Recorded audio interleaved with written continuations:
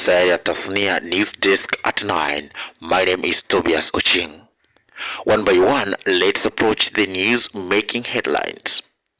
President William Ruto scored C+ in fulfilling his campaign promises, TIFA Poll shows. 2 people killed, 15 others injured in clashes on Kisumu-Kericho border. Former President Uhuru Kenyatta chairs second consultative DRC meeting in Goma. And the world of sports, all systems go as the talk in the town is all about the transfer windows. Once again, I welcome you to the full bulletins at 9 here in Sayari Tasnia.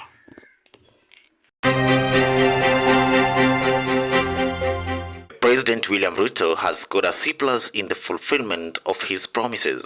According to the TIFA poll, only 30.8% of Kenyans surveyed in the research believe that the Kenya Kwanza leader has fulfilled the promises he made during the 2022 campaigns.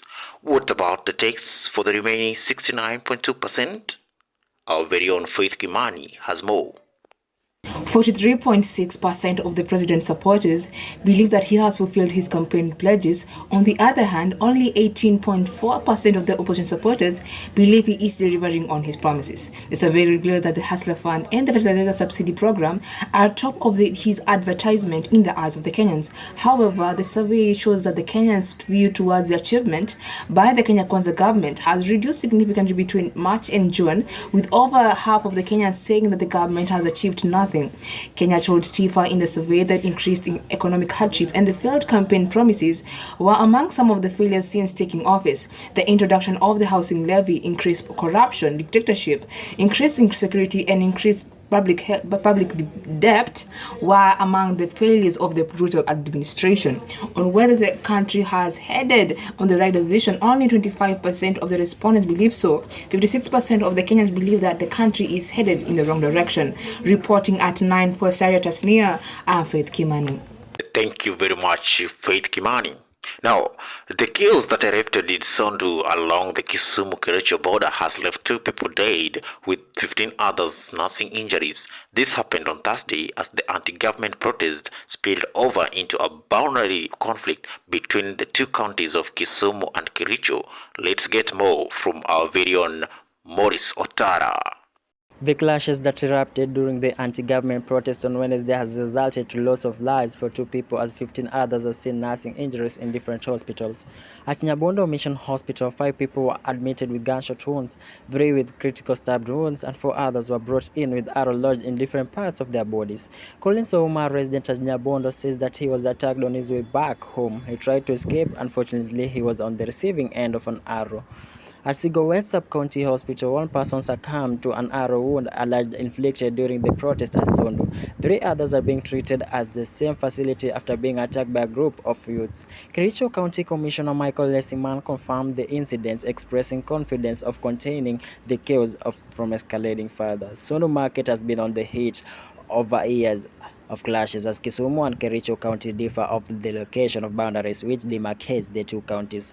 Reporting for Sayari Tasnia at 9, I am Morris Otara. Oh my, that's a very sad story. Now, from chaos to peace. Former President Uhuru Kenyatta led a second consultative meeting on Wednesday involving various stakeholders of the Eastern Democratic Republic of Congo peace process.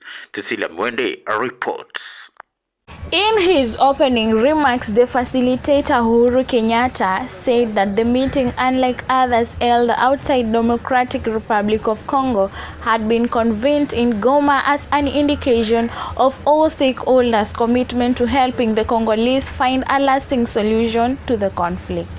Uhuru recognized the importance of all stakeholders working together as a team to a peaceful resolution for the people of the Democratic Republic of Congo. He appealed to all the armed groups to cease hostilities and instead give dialogue a chance. Reporting for Sayari Tasnia, my name is Cecilia Mwende. I thank you very much, Cecilia Mwende, for that report. Now, to the world of sports. Are you a soccer fan? What lingers in your mind during the preseason? Well, different football clubs around the globe are back for another episode of the transfer season. that is to take place before the full resumption of different leagues. Our captain Albert Kiplagat shed more light on the latest development in the world of sports.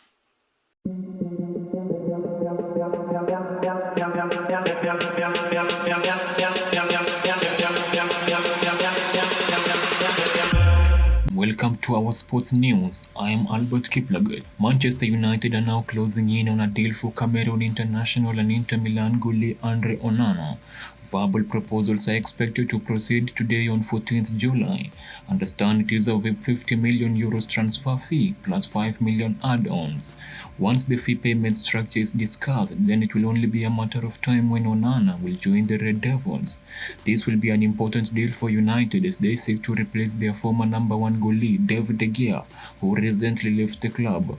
Arsenal boss Mikel Arteta said that their former player and Swiss international Granit Xhaka, whose contract expired last season, had a clear desire to leave the club. Arteta was speaking to the press after their pre-season 1-1 stalemate with Nuremberg. The talks between Tottenham and Bayern Munich about Harry Kane have resumed again. The German champions have persisted their interest on the English captain, and they are optimistic that they will strike a deal with the London-based club and finally strike a deal with their dream signing Harry Kane. Premier League side Fulham are interested in signing Chelsea winger Callum Hudson-Odoi, who is only left with 1 year on his contract. Fulham are also interested in resigning William.